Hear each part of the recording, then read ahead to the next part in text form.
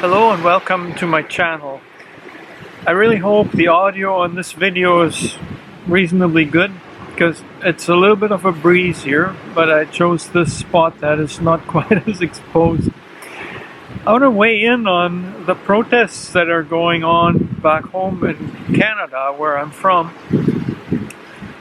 Yeah, I was quite blown away. See, this started as a trucker freedom convoy. And there have been freedom convoys of that sort before, going way back when in 2008 or so there was an increase in fuel prices, but they were never that big. Back in 2008 I was a trucker. That's what got me to weigh in on this. See, I remember back in the day when I was trucking for me, when I originally got into it, meant freedom. I love the idea of traveling and actually get paid for it. That was my reason to get into the industry. 5 years later, and then eventually 9 years later, I was burnt out. I started to realize after a while that in trucking, you're not free. You give up a lot of freedom. You have to, number one, you are tied to a set of rules that is very strict, and I'm talking about the hours of service regulations. Then you have regulations when you're crossing the border, which a lot of the freight truckers do on a weekly or sometimes twice weekly base. So you have to comply with a whole bunch of rules and regulations in trucking to begin with. You're also expected to work more than most people in other industries are working. The standard is 70 hours a week.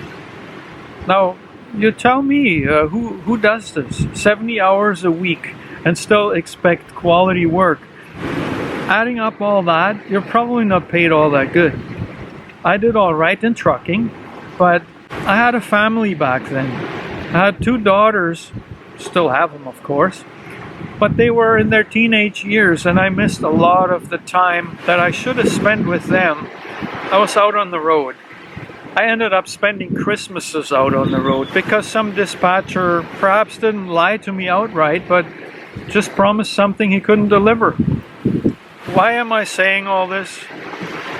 Because those regulations that those truckers and a lot of other people are protesting about, they were brought in not to restrict freedoms, they were brought in to protect vulnerable people.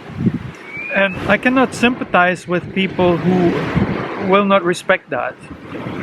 Now, it might be time to ease off some of the regulations like some jurisdictions are doing now.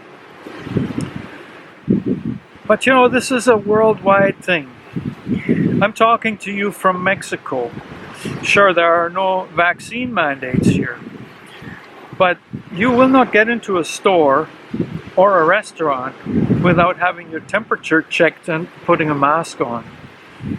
People gotten used to it. People are cautious here, and Mexico has been doing fairly well when it comes to infection numbers.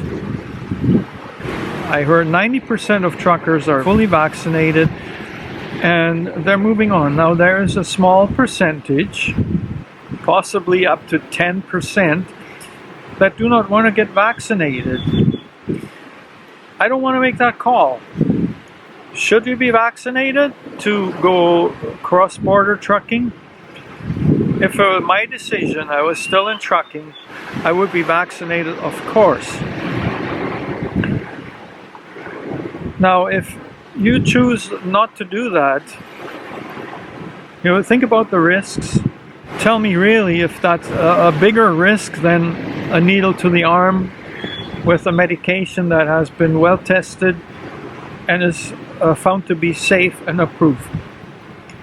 There you go. There are 2 sides to this, and I see this protest is growing in numbers and people are refusing to leave Ottawa. You guys, you are terrorizing others, and it's not fair. It's just not fair. Your freedom is absolutely important, But there are other people and you have to respect their freedoms as well. Thank you for watching. See you in the next one.